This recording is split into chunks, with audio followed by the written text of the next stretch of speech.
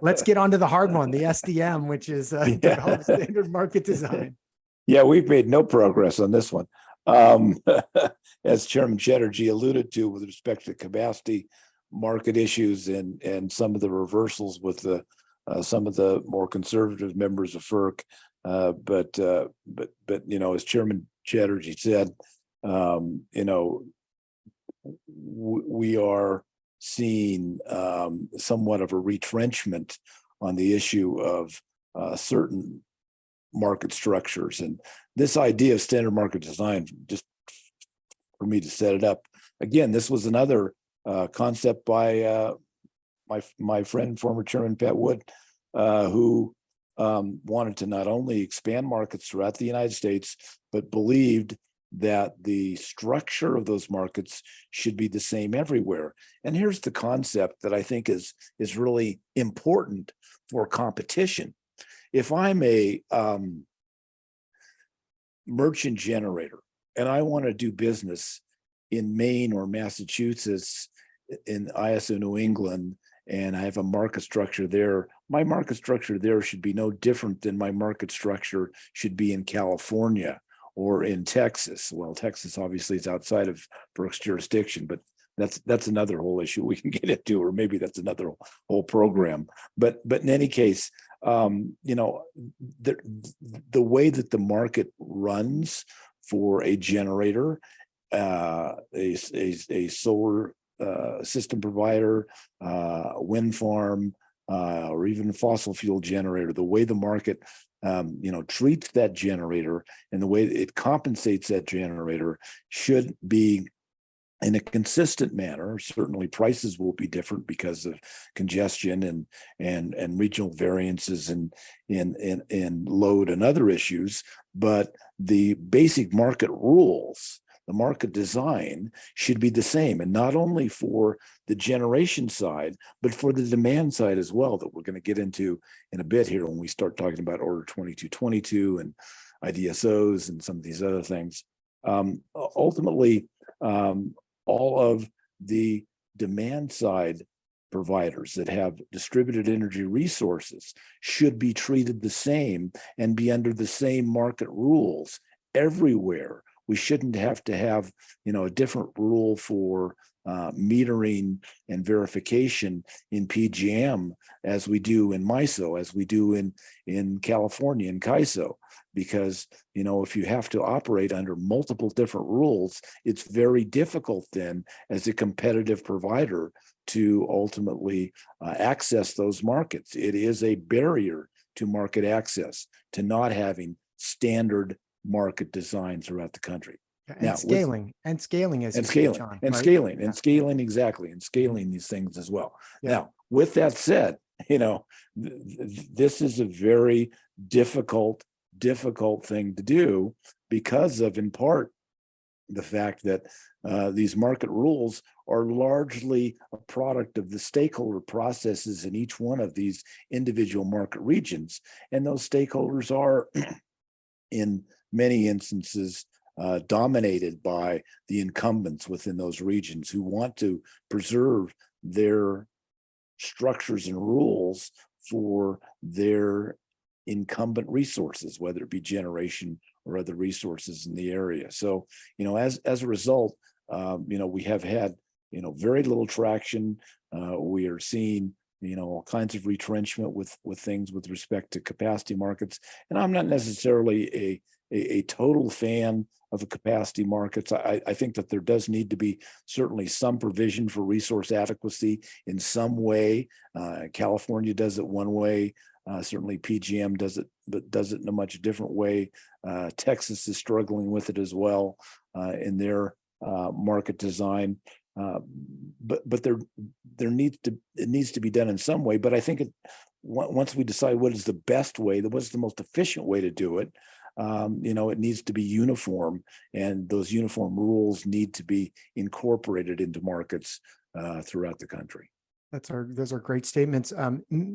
Neil, let me move to you now. Is it a requirement to have a unified FERC in order to have SDM work correctly? I think it's more than a unified FERC. I think it's a unifier unified industry. And I think therein lies the challenge. Even just reforms to the stakeholder process. This is something that I think has come on the radar of Congress and other FERC overseers who believe that there are genuine, structural changes that could be made within the RTO ISO stakeholder process, and they're hopeful that FERC could use its administrative strength to try and compel changes to the stakeholder process. But what I have found is that the differences in different regions are such that a one size fits all sort of stakeholder reform approach, I think, would struggle because the challenges and obstacles that exist in PJM are different than those that exist in CAISO or in MISO or in New England. And so I think therein lies an additional challenge to SMD, is that the different regions have kind of evolved in different ways to where, yes, you are seeing some similarities across the regions, but there are also some substantial differences. And so trying, I think, today to force a one-size-fits-all approach, I do think would be met with considerable resistance, and therein lies the biggest challenge. Got it. Now, as the champion of 2222, Neil, I'm going to let you introduce this next solution, which is a fully and fairly implemented Order 2222. I know that some of these ideas originated under prior leadership, but you were the one to get it over the line, I believe, if my information is correct. Talk us through a little bit about fully and fairly implementing Order 2022 would do for this solution set.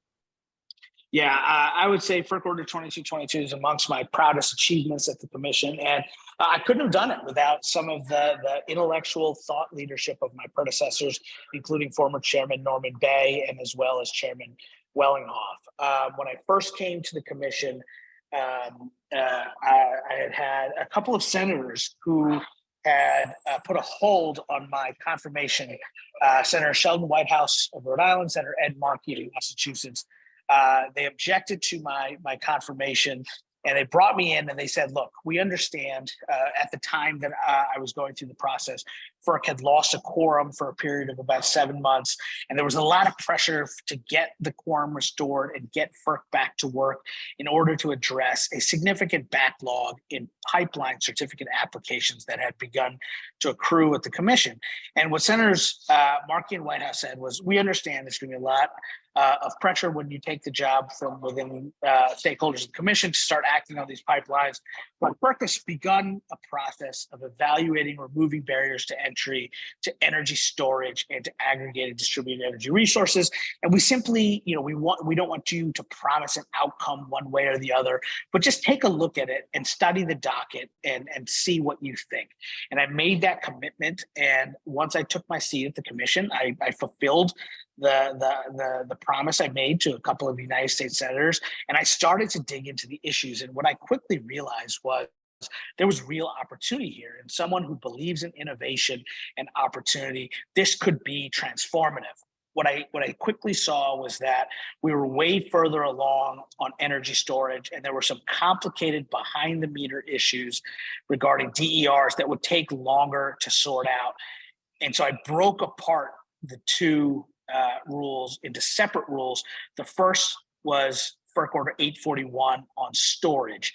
And it wound up being a masterstroke that I didn't even realize at the time, because we learned from the 841 implementation process, and ultimately also were backed up by the DC Circuit, which upheld the commission's approach on a challenge by EEI, NRECA, APPA, and NARUC, and that put us on stronger legal footing to move forward with ultimately what was FERC Order 2222. And I was really excited about 2222. When I think about DERs, I think about electric vehicles, rooftop solar, advanced appliances, technologies that hide in plain sight, but have tremendous power. And the idea behind 2222 was really that if you're a single EV owner, your ability to impact a power market is nil. But if through the power of innovation and aggregation, you can harness thousands upon thousands of EVs, suddenly you're competing against the power plant down the street, and you're doing it at the point of demand. And I really believe that if properly implemented, FERC Order 2222, we may look back and say it was the single most significant action the agency could have taken to address carbon mitigation and to really fundamentally alter the way that Americans generate, distribute, and consume power. And the really exciting thing about it, if you just want to focus narrowly on the EV angle, is that if this power sector rule actually leads to the accelerated deployment of electric vehicles, then not only are you mitigating carbon emissions in the power sector, but also are contributing to emissions reductions in the automotive sector, which is a far greater source of emissions in the US. So it's really, really exciting with a big but. And the but is in that compliance and implementation process. And what we're seeing is some resistance in some of the regions because this is new and because this is complicated. And you have one region in particular which says that they cannot possibly comply with the obligations of FERC Order 2222 before 2030 at the earliest, which I just think is absurd. And I said it at the time, and I continue to believe it today. The difference between 2222 being an effective rule and a historically transformative one will come down to the compliance and implementation process. And I have no doubt that because of the complexity, because of the change associated with the rule, there will be resistance across the regions. But it's really important that stakeholders step up. And one of the reasons I was motivated to do this program today was to encourage people that don't typically engage with FERC or engage with the RTOs and the ISOs to not be intimidated, to make sure that their voices are heard, and to work with other stakeholders to make sure that we get all of the benefits and take advantage of the potential that this rulemaking has to offer. That was a great setup, and I really appreciate it. I'm going to ask you a couple of questions, Chairman Chatterjee, about today's Senate makeup of that committee to which the FERC commissioners report. We're going to need to call some people out. So after this, you and I are going to make a list, and then we're going to have people calling those offices to say, we want more support for these things. The second thing I want to do is, who are the people that said they couldn't do 2222 by 2030? I mean, we got to call them out too. But before we do that, and thank you, I'm using a little comedy here, but really we need to start naming names, and we need to start getting this job done, because we can talk in broad strokes, and we can talk about why SMD is not possible. We can talk about why FERC is a unified FERC is not possible. But until we start calling out names and saying that is the party that's got their thumb on the scale, let's go find out why what they need to be satisfied, the carrots and the sticks. Chairman Wellinghoff, the great 2222 841, comments from you. Yes, no, I want to commend my friend and colleague, Chairman Chatterjee, for what he did in 841 and 2222, and I think he's right. I agree with him. I think 2222 has the potential to be the greatest impactful rule on carbon issues that FERC has ever issued. I mean, think about it this way. Just let me put it in a little context here quickly for your listeners. If, as projected by 2030, there are somewhere between 20 and 25 million electric vehicles on the roads in the US, the battery capacity in those electric vehicles will be more than the capacity in all the current electric generating stations in the United States.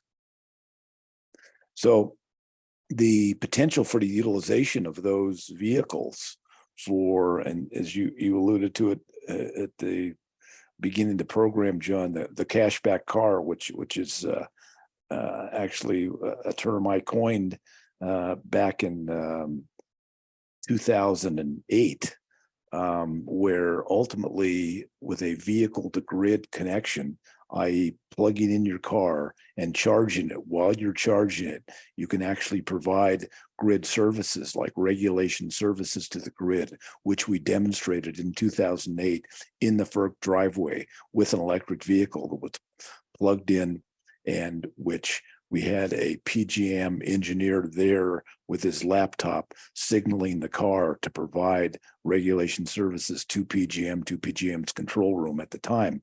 We demonstrated that there's a potential there for monetary returns for consumers who have these vehicles that can use these for these purposes. And at that time it was up to $7 to $10 per day per vehicle that could be earned by ultimately providing these types of services. So 2222 has great potential, but as Neil said, as Chairman Chatterjee said, the implementation is so important. And I want to throw a question back to Neil, because I want to challenge him a little bit, because on this SMD issue, I believe that SMD should apply to everything. SMD should apply to 2222. I believe that we need to implement 2222, but we need to implement it uniformly across the country. We cannot have different metering requirements for electric vehicles in New England than we have for electric vehicles in California to participate under 2222.